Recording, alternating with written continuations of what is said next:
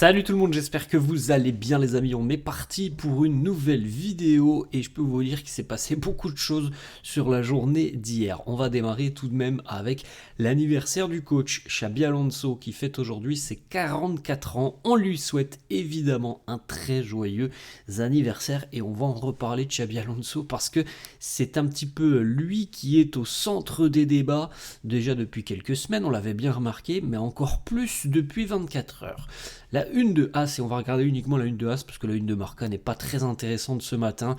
Donc la une de As qui titre Toque les attention, où on retrouve justement Xabi Alonso en personnage principal et le groupe autour de lui. Et là on a plusieurs médias maintenant qui nous annoncent, les amis, qu'il y a une véritable scission entre le groupe et Xabi Alonso. C'est quand même encore une fois assez particulier quand on entend la déclaration de Xabi Alonso après le match face à Elche, où il nous dit ma connexion avec mon groupe se renforce jour après jour. Alors les médias, pour les médias, c'est tout l'inverse. On a une petite information sport quand même les amis, terrain.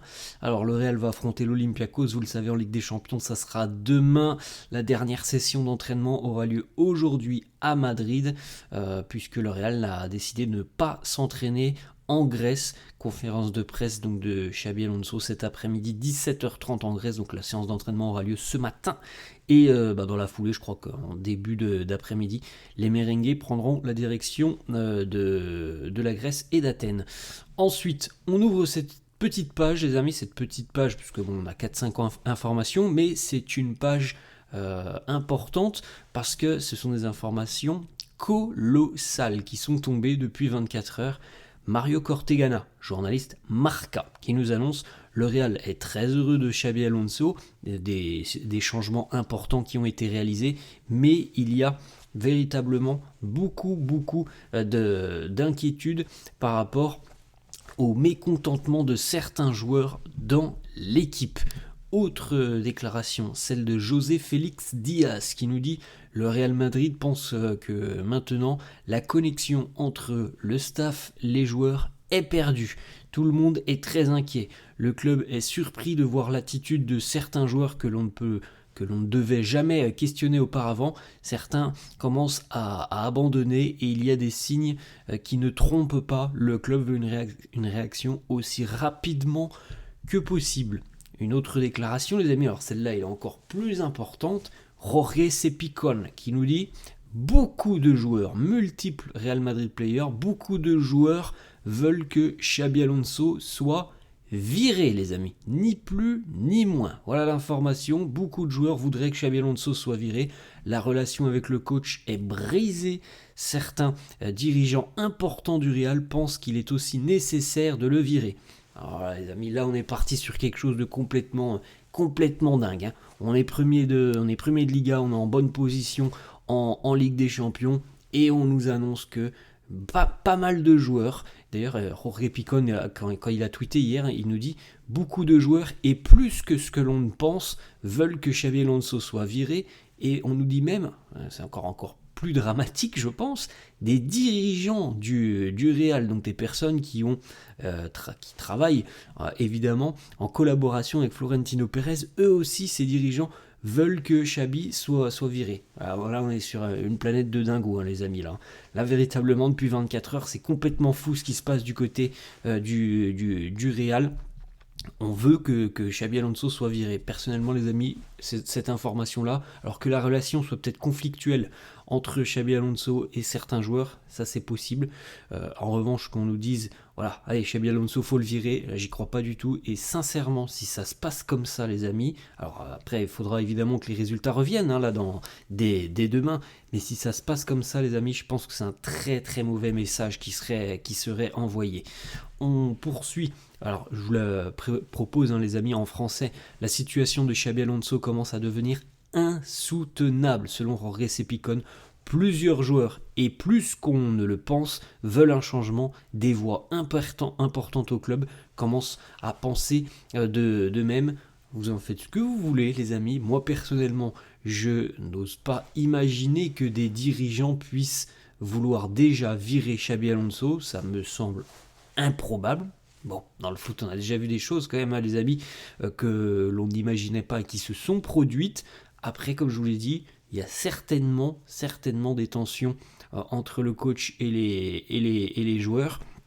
Mais selon moi, ce serait vraiment le mauvais message si Xabi Alonso était viré, parce que ça voudrait dire tout simplement que les joueurs ont gagné et que certains, tout simplement, ne veulent pas se mettre au pas, parce que Xabi Alonso a ses idées, a ses méthodes, et donc certains joueurs, visiblement, n'aiment pas ces méthodes-là, alors, pour diverses raisons, et ils ne voudraient donc pas se mettre au pas, et ça pour moi c'est intolérable, on peut avoir des problématiques entre un joueur, plusieurs joueurs et l'entraîneur. Maintenant qu'on n'adhère pas aux méthodes, moi ça me semble complètement dingue. On est au Real, on a un entraîneur qui vient pour mettre en place sa philosophie, ses idées. Je ne saisis pas, franchement là je ne saisis pas ce qui se passe du côté du Real. Si évidemment c'est aussi grave que ce que l'on nous annonce, moi j'émets quand même quelques réticences par rapport à toutes ces informations. Le quotidien, ce qui nous dit, le Real est alarmé par rapport à l'attitude et à certains gestes que les joueurs renvoient sur le terrain.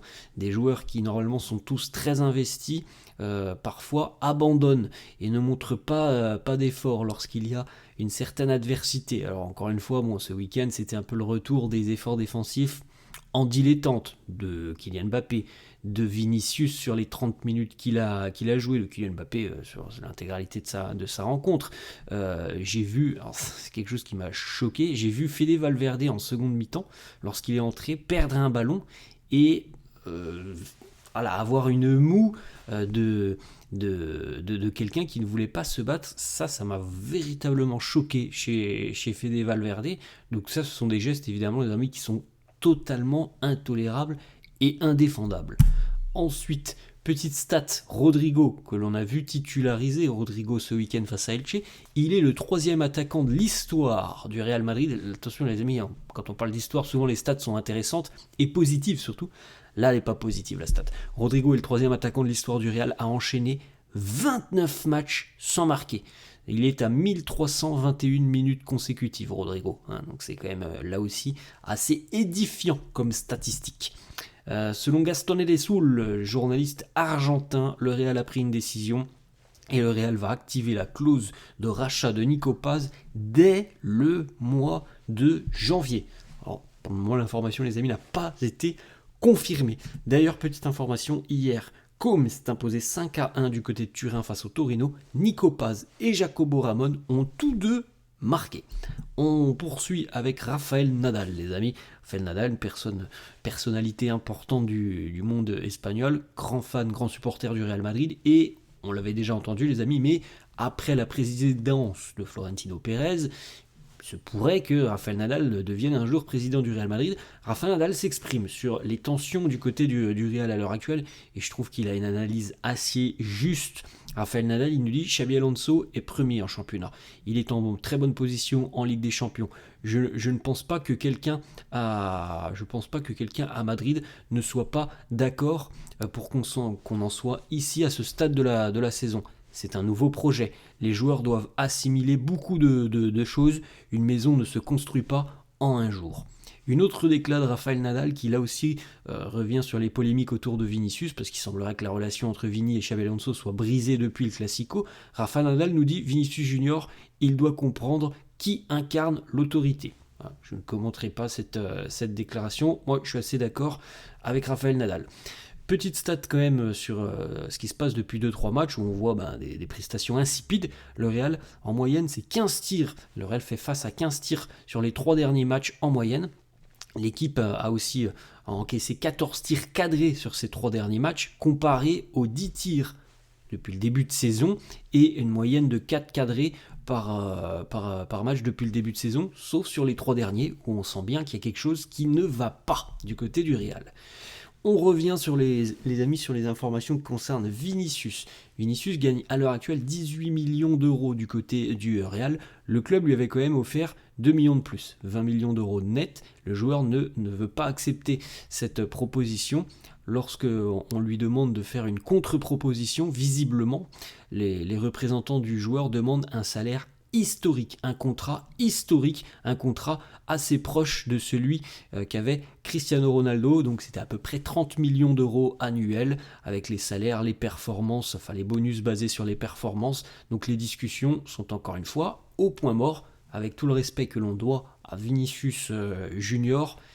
Voilà, aller demander un salaire équivalent à celui de Cristiano.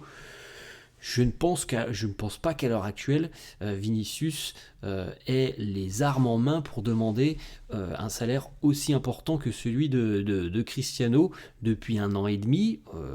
Franchement, Vinicius, c'est pas le grand Vini. Voilà, on peut le résumer comme ça. Autre petite information, donc le club a demandé véritablement à Vinicius quelle était sa proposition. Il a réitéré, il veut quelque chose, un contrat similaire à celui de Cristiano. Alors les amis, si on a un tel écart entre ce que demande Vini et ce que propose le club, je ne vois pas trop comment ça pourra se régler, ce problème, en tout cas ce problème contractuel, parce que visiblement, selon plusieurs médias, Vinicius ne voudrait pas prolonger non plus parce que Xabi Alonso est entraîneur, on en parle dans quelques instants. Vini a rencontré Florentino Pérez pour s'excuser après sa réaction lors du Classico.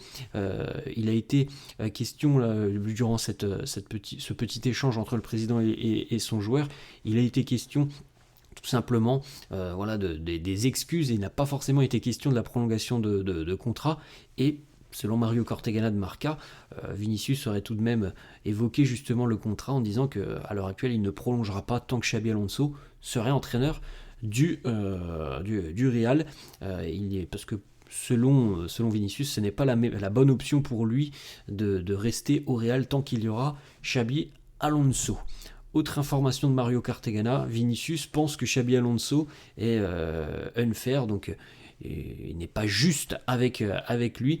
Dans la lettre qu'il avait publiée, notamment après le Classico, le joueur n'a jamais mentionné Xabi Alonso. Ça, c'est une source du joueur. Alors, comme on l'a déjà dit à plusieurs reprises, les amis, je comprends la frustration de Vinicius sur le Classico. Je comprends sa frustration. En revanche, la réaction, moi, je la comprends pas. Je ne la tolère pas. C'est pas le bon message envoyé par Vinicius.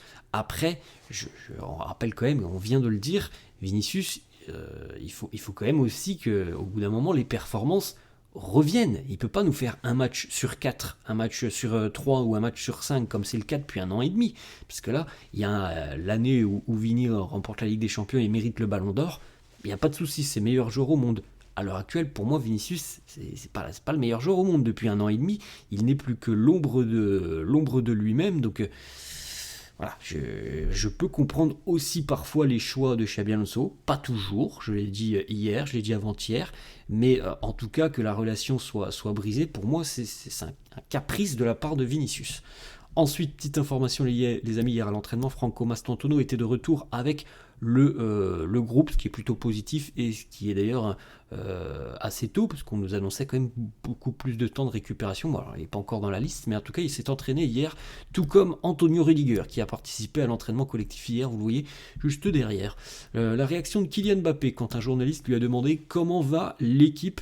Alors encore une fois, je vais tempérer, parce que Kylian Mbappé, c'est quand même pas compliqué, les amis, de trouver une interview après un match où il y a eu un match nul, où il y a eu un match où il est moins bien, où l'équipe peut-être a perdu, n'a pas forcément bien joué.